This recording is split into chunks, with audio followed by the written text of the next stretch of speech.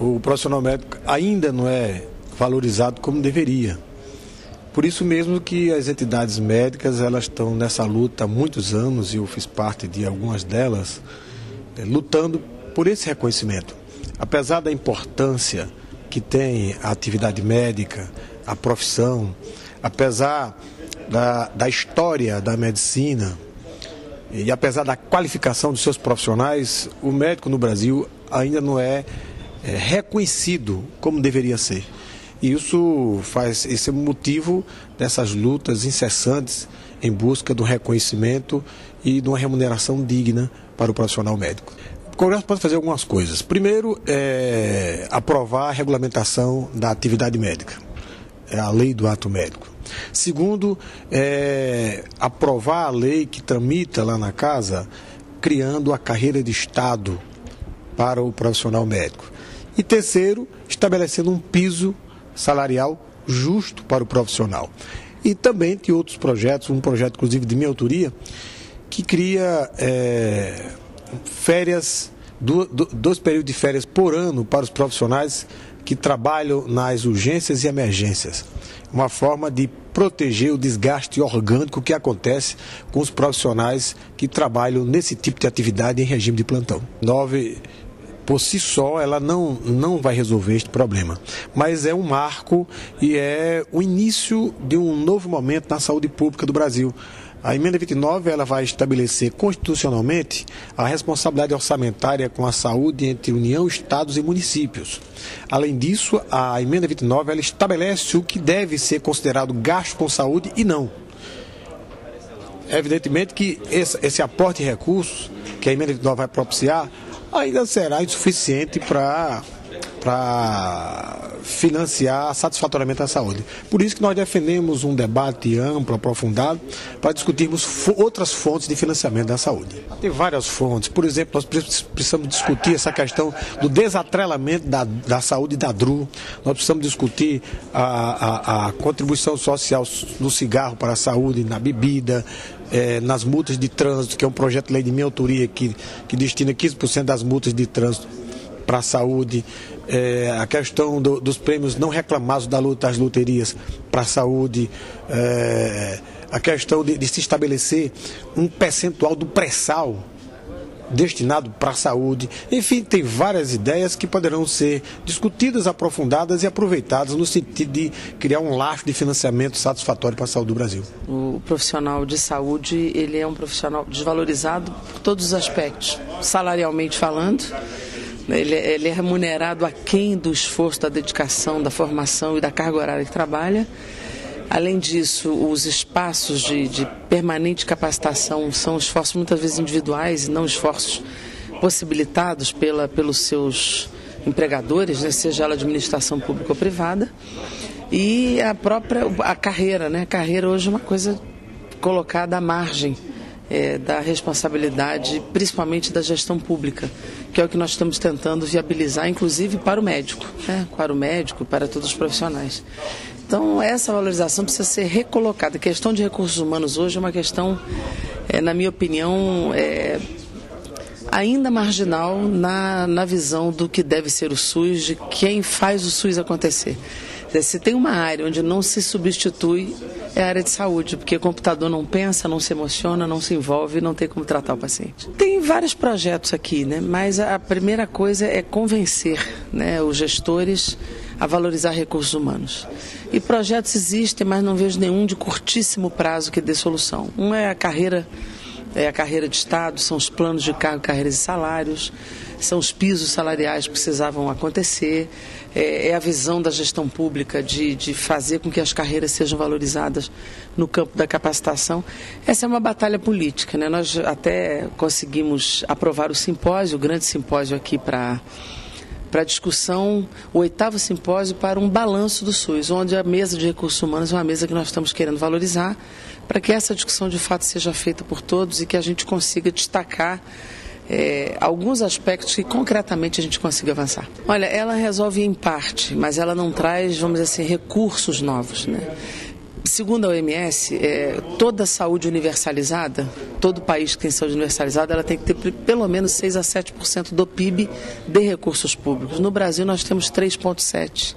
O próprio ministro reconhece que nós precisaríamos pelo menos de mais 45 bilhões na saúde. Então, a emenda 29, ela evita os desvios de finalidade, ela determina o cumprimento dos 3 entes federados, ela amplia a abrangência do repasse, os critérios de repasse fundo a fundo de governo federal, estados e municípios, ela aumenta os critérios de fiscalização e controle, inclusive controle social, mas assim mesmo nós precisaremos de novas fontes de recursos. Uma delas eu queria destacar, é uma que inclusive eu estou relatando, estou me aprofundando, estou buscando os dados, é a contribuição sobre grandes fortunas direcionadas para a saúde. Esse é um tributo socialmente justo, é uma pauta internacional hoje e que, na minha opinião, a sociedade brasileira e o Congresso deveriam agarrar. Olha, é importante, o médico é quase que um sacerdote, certo? E lidar com vida humana ainda principalmente, é a coisa de maior responsabilidade que existe no planeta. Eu acho que médico a gente precisa tratar com muito carinho e com muito respeito. Bom, o Congresso Nacional, acionado pela base ou pelos povo ou pela categoria, ele tem o poder de, em nome do país, em nome da população, redigir leis, fazer decretos, acompanhar, preparar orçamento, ajudar nos negócios jurídicos do país. Essa é uma função do Congresso Nacional, repercutir a pressão que vem do povo, das classes, aí eu falo dos médicos, para que a gente possa, em nome do povo, em nome do país, normatizar o que é necessário para ter um bom desempenho da categoria, dos médicos e do atendimento hospitalar. Eu venho trabalhando já há mais de um ano junto com o Peronde, junto com os amigos que tenho aqui. Eu acho que ela vai ajudar bastante, mas não resolve na totalidade. Nós precisamos colocar mais recursos, nós temos de achar uma fórmula de poder melhorar a gestão. Através do Ministério do Trabalho, colocar mais recursos para que a gente possa melhorar, profissionalizar e melhorar todos aqueles que trabalham no segmento de saúde no país. E, acima de tudo, nós temos de investir bastante em educação. Porque uma pessoa educada ajuda muito o médico. Ele se cuida melhor, ele se prepara, ele sabe transmitir melhor. Ele faz com que ele possa ajudar, fazer com que a saúde, com menos dinheiro, tenha um resultado maior. Eu acho que os recursos hoje podem vir do mercado financeiro. O mercado financeiro é o que mais ganha, é o que mais fatura no país. Existe até uma piadinha, o melhor negócio do mundo é um banco. O segundo negócio é um banco mais ou menos administrado. E o terceiro negócio no país é um banco mal administrado. Então, o primeiro, segundo e terceiro negócio do Brasil é o sistema bancário, é o sistema financeiro. Se esse sistema está dando uma rentabilidade tão grande, o Congresso pode pegar alguma coisa desse boom econômico e destinar para os clientes do banco, que são aqueles que pagam, que trabalham e que depositam as suas economias no sistema bancário. Não, nós estamos ainda no Brasil longe disso. Eu estive, por acaso, esses dias visitando algumas unidades de saúde em São Paulo, no Jabaquara, o Souza Aguiar, ontem no Rio de Janeiro, e o que nós assistimos é uma falência múltipla de funções do Sistema Único de Saúde e principalmente no que diz respeito à valorização, à remuneração do profissional de saúde em geral, em especial do médico. E um outro problema grave, a distorção de remuneração pelo mesmo serviço prestado.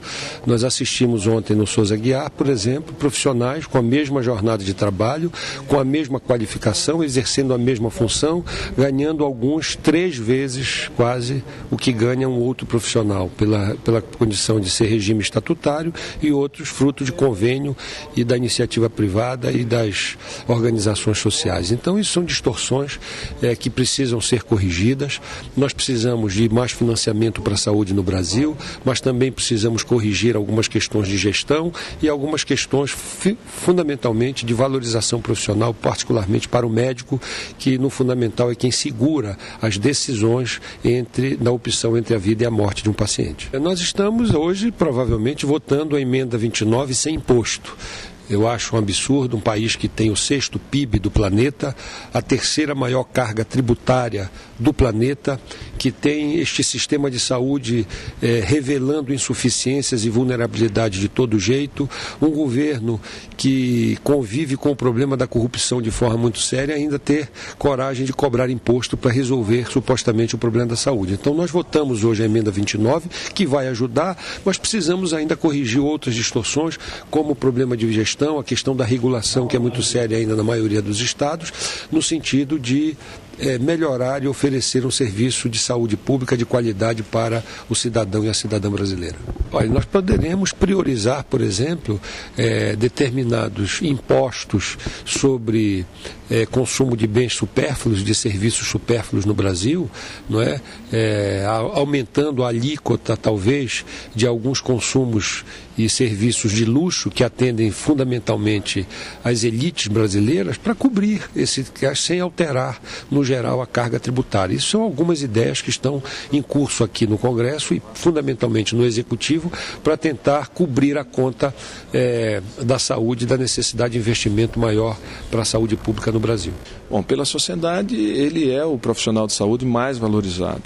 A questão sobre a remuneração, é preciso que a gente tenha uma definição clara a respeito de algumas especialidades. Precisaria ter uma definição do Estado sobre a carreira desse profissional e ter uma remuneração nacional, ter uma política nacional de fixação desses profissionais. Aí eu acho que nós conseguiríamos valorizar aquela especialidade que seria a especialidade de entrada, que é a atenção à saúde da família, que é os médicos especialistas em saúde da família. Bom, eu acho que é uma iniciativa que o Congresso tem condição de fazer e nós vamos apresentar agora como resultado do trabalho da Subcomissão de Reforma do SUS, é a proposta de uma carreira nacional para os médicos que atuam no Programa de Saúde da Família.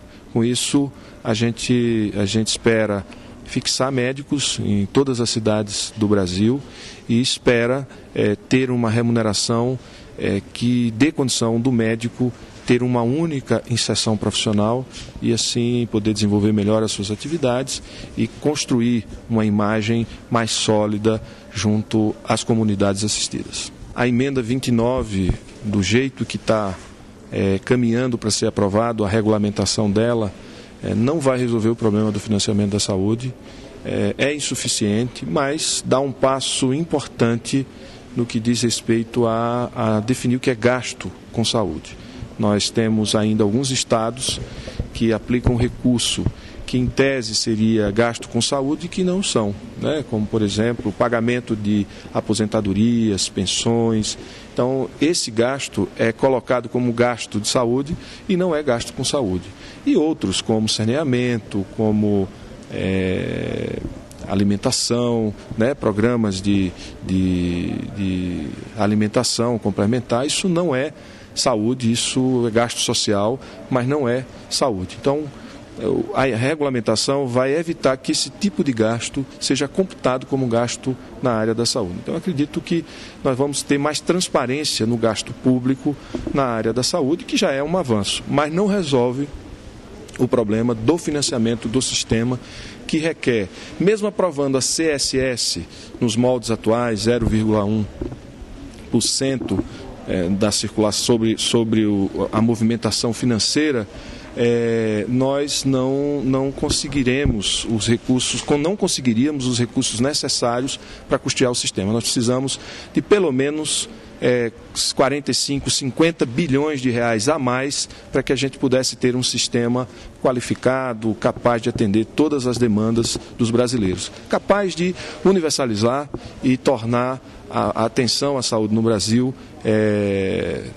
integral, ou seja, garantir que cada brasileiro tem aquilo que precisa no momento da sua necessidade. Bom, tem algum debate sobre tributar o imposto de renda dos investidores estrangeiros no Brasil, né, que aplica o recurso aqui e não paga imposto sobre o rendimento do dinheiro, os dividendos das pessoas físicas que recebem das suas participações acionárias também não é tributado, não paga imposto. Então eu, como cidadão, 27,5% do meu salário é descontado no final do mês, como a maioria dos cidadãos brasileiros que pagam impostos.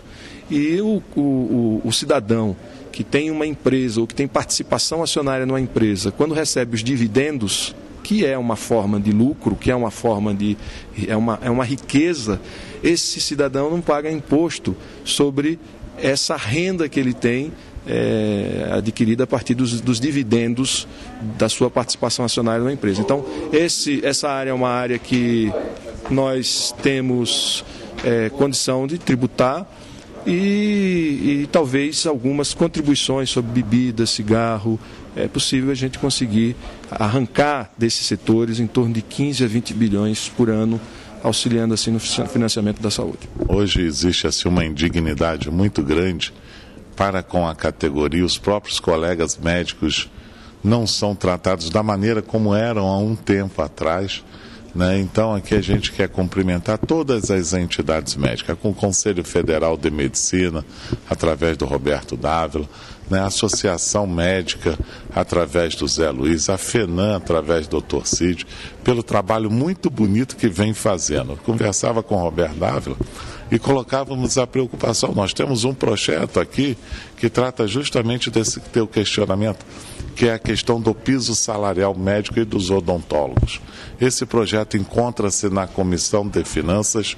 Estamos hoje, praticamente hoje, no dia de hoje, votando a emenda constitucional 29, que levará mais recursos para a saúde, e dentro desse pensamento é onde nós estamos querendo fazer com que haja uma recomposição do salário do profissional, do respeito para com os colegas médicos.